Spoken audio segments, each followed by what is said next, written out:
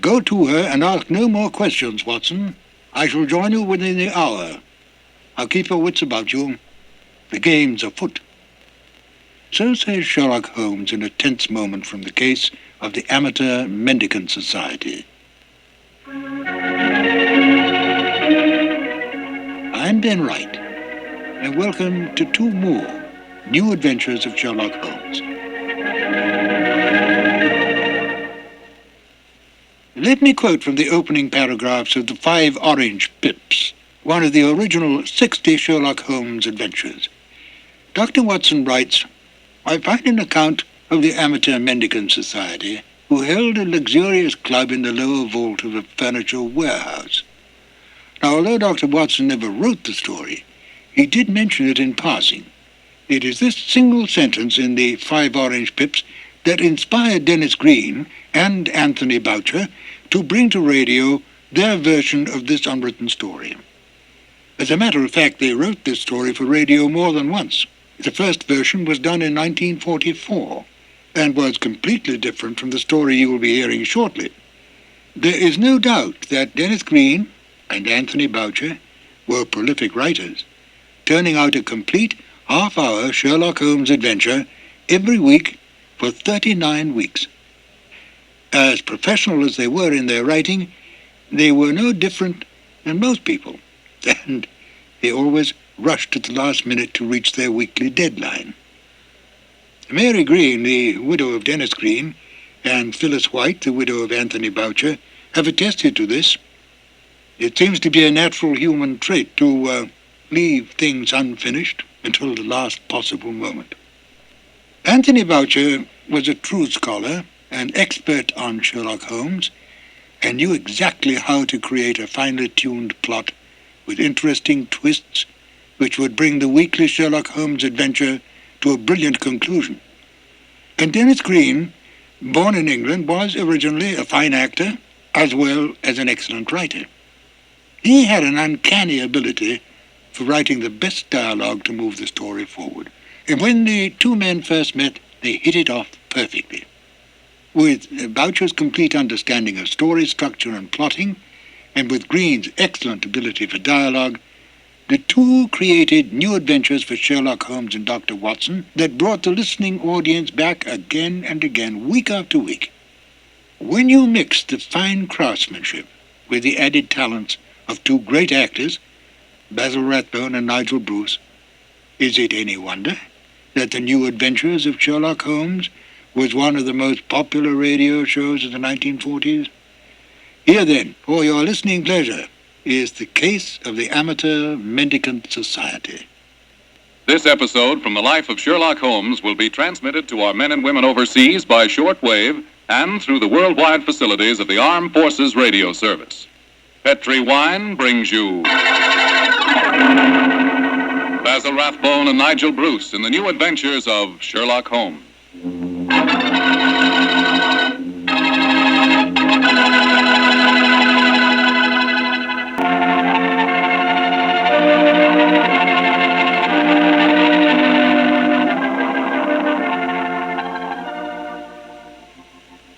And now for our weekly visit with the genial Dr. Watson. Good evening, Doctor. Good evening, Mr. Foreman. Come in and settle yourself down. Thank you.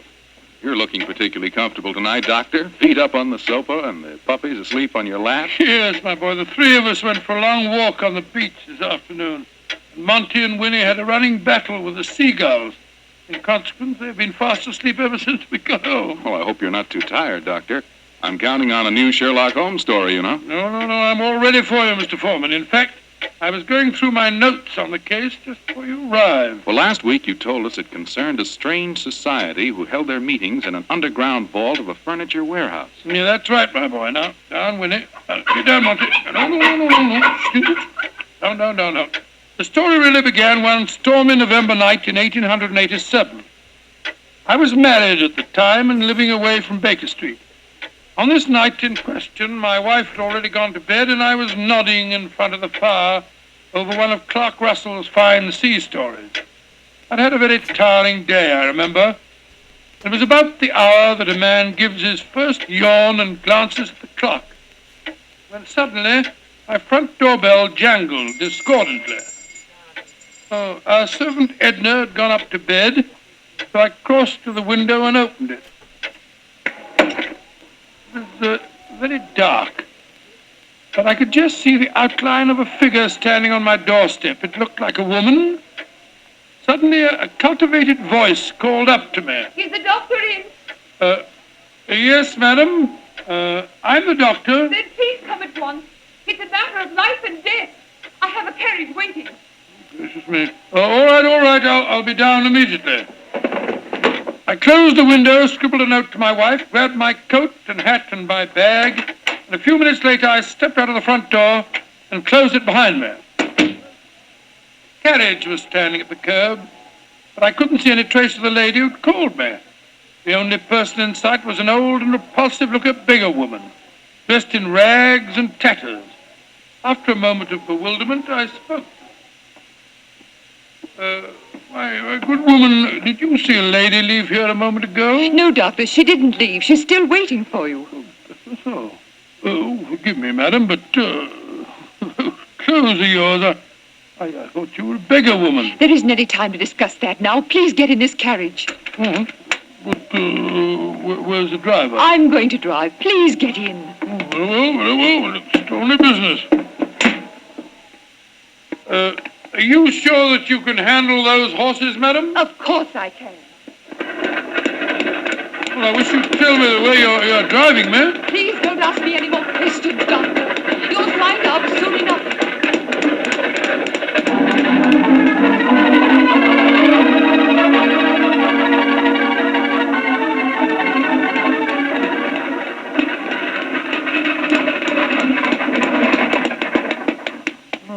Thank heavens we've finally reached our destination. Must have driven halfway across London. Oh, hello. Must be somewhere down near the river. No dwelling places here. Nothing but an enormous warehouse. Why have we stopped here, madam? Oh, this is where we're going. Please follow me down these steps. I wish you'd tell me where you're taking me. We have a club here in the basement. You'll see for yourself in a moment. It's a very solid-looking door. How do you propose to get past it? I'll show you.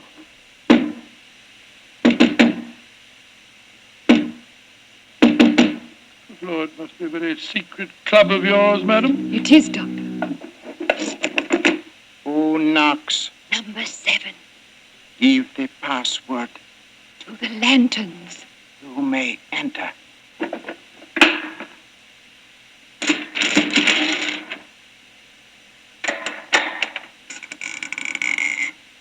Follow me, Doctor.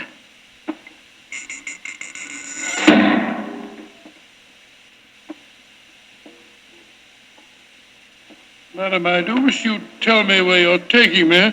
This looks like the entrance to an opium den or a thieves' kitchen. Don't worry, Doctor. You're in no danger.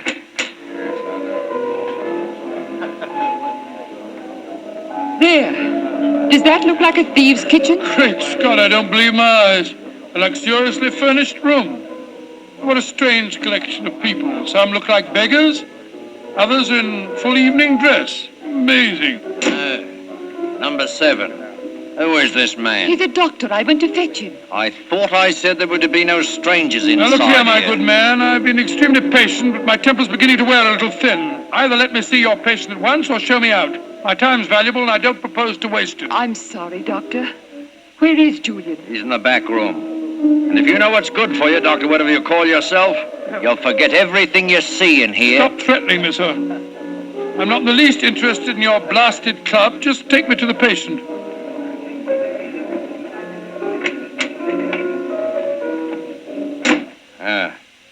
This is the man we want you to examine, Doctor. No?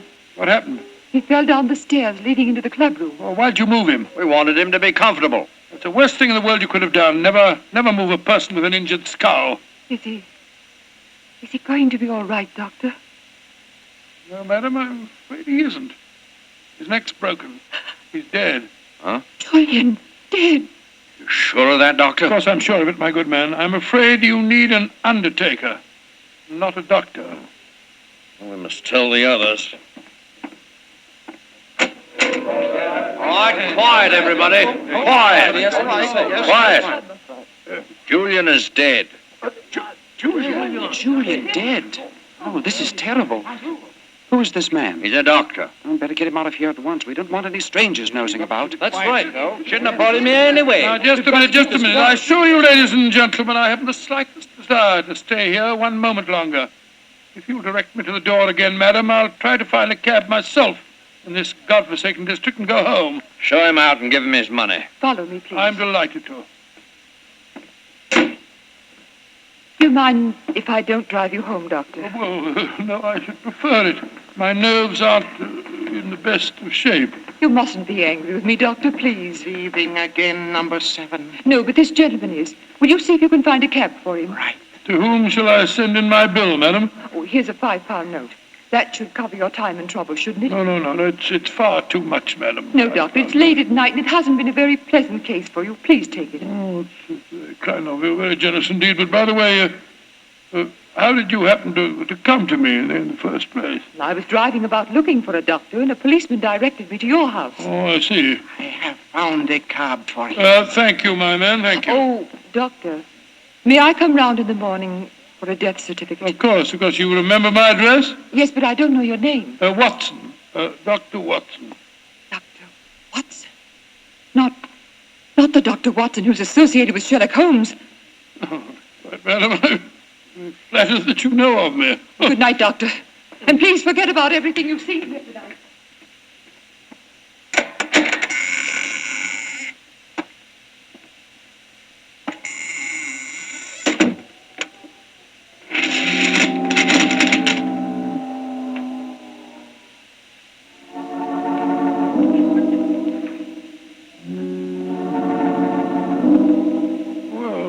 My soul, what an amazing business.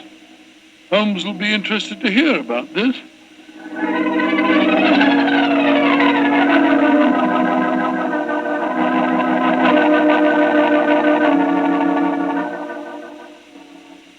And that's the way it was, Holmes. One of the most curious adventures I ever had without you. Very interesting, Watson. You say this underground cellar was luxuriously furnished. Yes, and the people there were an amazing mixture. Some were in rags and some in evening dress. Huh, like the nursery rhyme, eh? Some in rags and some in tags and some in velvet gowns. Oh, exactly. Gave me the feeling that I was taking part in a story out of the Arabian Nights. I must say, though, I was pretty angry at the time. However, after a good night's rest, I feel quite differently this morning. I thought I'd just drop round and tell you all about it. I'm glad you did, my dear fellow. It would be interesting to see if any repercussions of your strange adventure reach us. Oh, I doubt it. The woman seemed frightened to death when I mentioned your name. We shall see. Meanwhile, I'm expecting a client. You're not too busy. Perhaps you can stay. No, I'd like to very much. Who is it, do you This know? telegram will tell you much more than I can. Arrived an hour ago. Let's have a look. Be at your lodgings this morning to discuss our problem. Signed AMS. Pretty high-handed message. Be at your lodgings. Oh, please. What suppose AMS stands for? I was just toying with that problem when you arrived. Could it be the American Medical School? No, there's no such body. It's the American Medical Association. Oh, yes. Of The course, imperious it is. tone of the message inclines me to believe that the A stands for amateur. Very possibly. Amateur Masker Society. Or the amateur murderers. That would be a nice thought, wouldn't it? Ah. That is their representative now, no doubt, to save us further guesswork. Holmes, it looks like the same carriage that I drove in last night. The girl standing on your doorstep, dressed in the height of fashion. Mrs. Hudson's letting her in. Splendid. It seems that we have not heard the end of your adventure. Go and meet the lady at the top of the stairs, will you, old chap, and save Mrs. Hudson's legs. Right you are, Holmes. Thank you, Mrs. Hudson, thank you. All right, come in, madam. Want to come in? Thank you, Dr. Watson. Mr. Sherlock Holmes, At your service, madam. Won't you sit down? I'm Lady Dorothy Brownlee. It's your voice. You're the lady who fetched me last night, dressed up as a beggar woman. Yes, I am, Dr. Watson. Forgive me for being so mysterious at the time. Doubtless you have come to consult me regarding last night's unfortunate accident at the Amateur Mendicant Society. How did you know what the initials stood for, Mr. Holmes? Well, after hearing Dr. Watson's story of last night's happenings, the connotation seemed obvious. Am I right? Perfectly. Last night, when Dr. Watson told us Julian was dead, we thought it was an accident. And now you think it is murder, eh? Lady Bromley, if you expect my help, there must be no more mystery. Just what is this Amateur Mendicant Society? I'm afraid it'll be a little hard for you to understand our motives. We're a group of people, rather wealthy people, I suppose, who find pleasure in deliberately leading a seamy life disguised as beggars. We use the basement that you were in last night, Doctor, as our headquarters. We keep our beggars' clothes there and change out of them before we go home. Oh, what a fantastic idea. What a futile, worthless way of spending your leisure time, Lady Bromley. I suppose it must seem so, Mr. Holmes. But we're curious to learn how the other half lives. And of course, there's a certain thrill in rubbing shoulders with the police.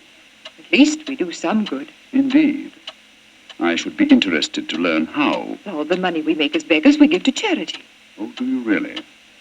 And you feel that this gesture on your part absolves you from any responsibility to the real beggars whose livelihood you're impairing? I hadn't thought of it just like that. No. Then I suppose you won't want to help us. Oh, that's quite another matter, madam. As a professional detective, I cannot afford to be a moralist. Yes, I will investigate this case for you, though I warn you my fee will be an extremely high one. Money isn't important, Mr. Holmes, as long as we can solve Julian's death without bringing the police into the case. Lady Brownlee, who is the dead man? The man you refer to as Julian? Julian Trevor, the poet. Oh, He was the yes. one who started our society. Yes, I think I've read some of his work. Decadent. Distinctly decadent. Well, what makes you think that he was murdered, Lady Browner? Well, after you left last night, Dr. Watson, there was a terrible scene. You remember Sidney Holt? Oh, was he the big fellow who was so unpleasant to him? Yes, that's the one. Oh, do I remember him? He said that he saw Lord Cecil deliberately trip Julian as he came to the head of the staircase. Oh, Lord Cecil being, Lord Cecil Deerenforth, son of the Earl of Meersham. Oh, yes. There was a bitter argument. Cecil accused Sidney of doing the same thing. Then they had a dreadful fight. It ended up with Cecil threatening to go to the police. Well, that's when we decided to send a telegram to you, Mr. Holmes. Oh, yes, I see. So the proof of murder depends on such flimsy evidence as to whether the dead man fell or, well, shall we say, was pushed? What it seems like. Mr. Holmes, even though you don't approve, please help us, won't you? Yes, Lady Brownlee, I will. Then you come back with me now to our headquarters? I shall join you within the hour. In the meantime, my old friend Dr. Watson can go with you. But Holmes, what can I do without you? You know my methods, old chap. Act accordingly. Oh? Very well, Mr. Holmes. But you promise you'll be there. I promise you that I will be there, madam. Thank you so much, Mr. Holmes. We'll be expecting you. Come on, Doctor. Well, I'll just get my hat and coat. Holmes, what are you up to? Go with her and ask no more questions. I shall join you within the hour. Holmes, there's a glint in your eye. I don't think you believe her story. Of course I don't, Watson. Well, then what? Then go with it, old fellow, and keep your wits about you. The game's afoot.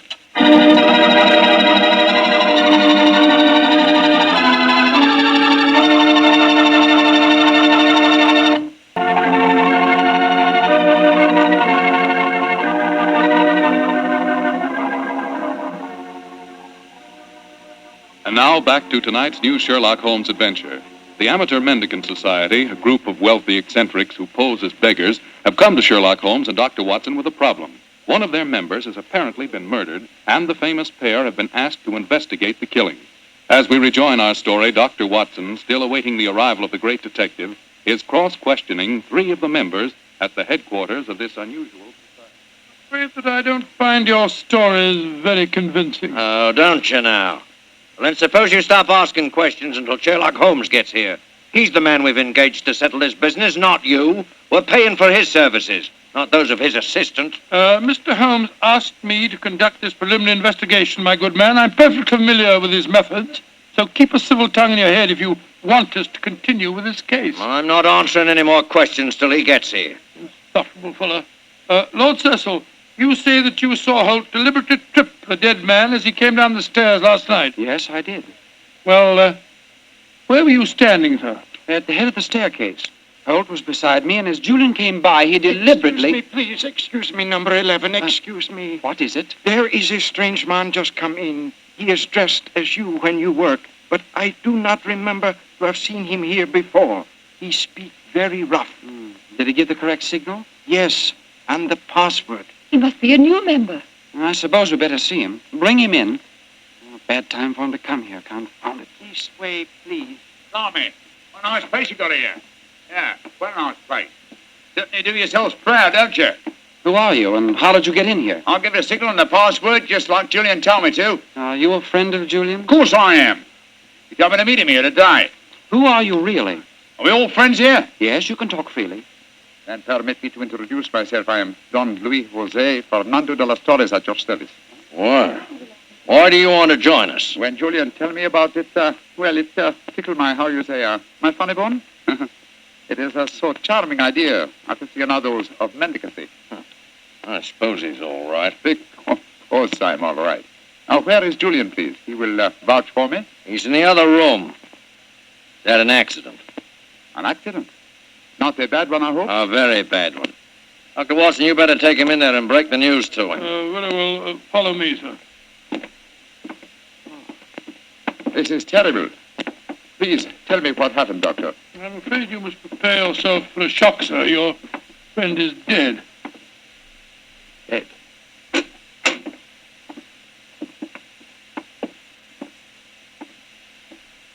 His neck was broken last night in some brawl. Yes, except that I do believe it was an accident, Watson.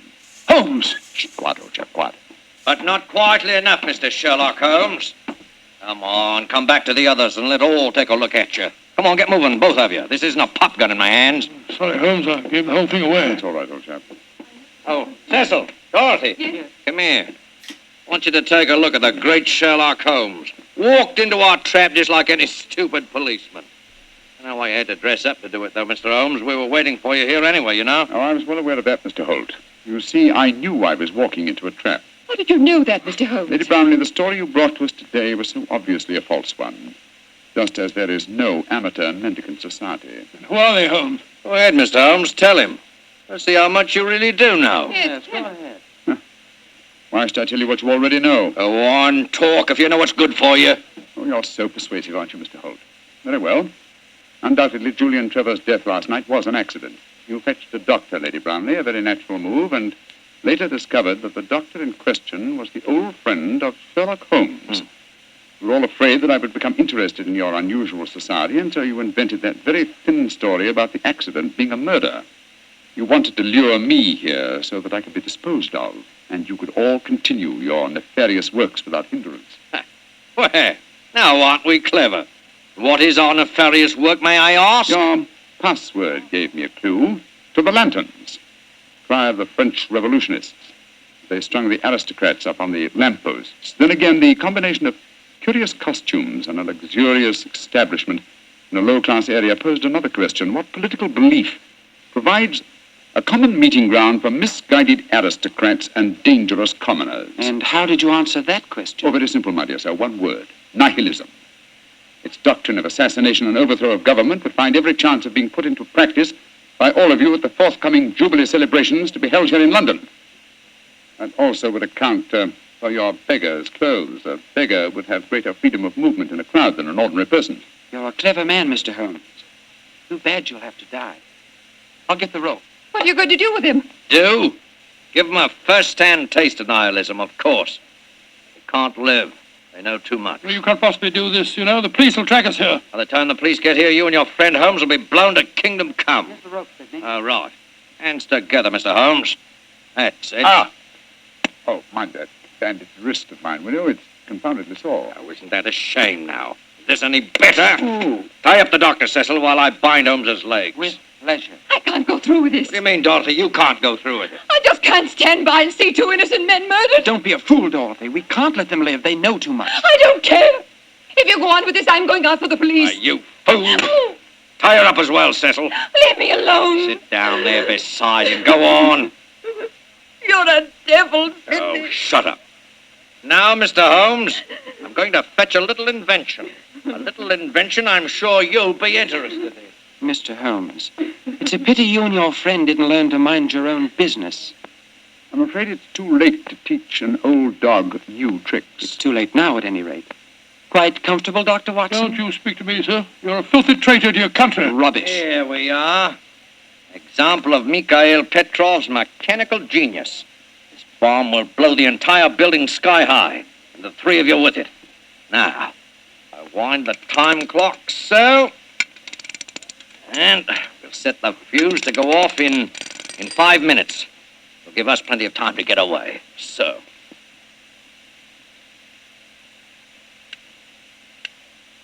Come on, Sidney, let's get out of here. Right.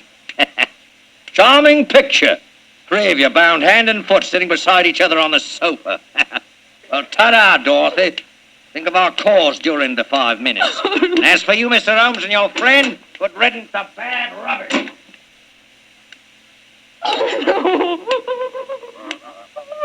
Well, Holmes, this looks like the end. Afraid so, old chap. I blame myself. If I hadn't been so infernally noisy when I recognized you, we wouldn't be in this mess. Wasn't your fault, old fellow.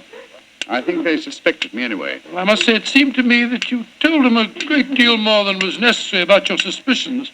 Surely you could have pretended ignorance. Oh, I suppose I could have done. I can't die yet. I'm not ready to Courage, Lady Brownlee, courage. And by the way, was I right in assuming that your associates are nihilists?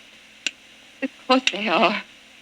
They're planning to assassinate the Prime Minister during the Jubilee celebration. Prime Minister, great heavens, Holmes, we've got to get free. Assuming some miracle happened, and we did get free, and your former associates were arraigned in court, would you testify against them? Oh, of course I would. But what chance is there of that? That clock! That devilish clock! Why doesn't it stop If ticking? it bothers you that much, Lady Brownlee, I'll stop it for you. Holmes, your hands are Of free. course they are, my dear fellow. The bandaged wrist I mentioned just now concealed a razor-edged blade. I cut through the ropes almost before our friends had left the room. Then why did you keep us in this suspense, Mr. Holmes? I wanted to be quite sure that you'd testify in the forthcoming trial, madam. There we are. That renders the bomb harmless. Aha! And that means that the police have sprung the trap that I set for your associates, Lady Brownlee. It's lucky for you that you had a change of heart and prevented you from leaving us. Oh, Mr. Holmes, how can I ever thank you? Holmes, you had the place surrounded with police when you came in Of here. course I did, my dear fellow. Here, let me undo your ropes. No wonder you were so calm. No wonder you told them so much. You wanted them to show their hands. Precisely, old fellow. And they obliged me most satisfactorily. They attempted our triple murder. They are self-confessed anarchists. And with the evidence of Lady Brownlee, I'm sure that we can put them where they all belong. Considering it's barely noon, I think you'll agree, Watson. That is a very comprehensive morning's work.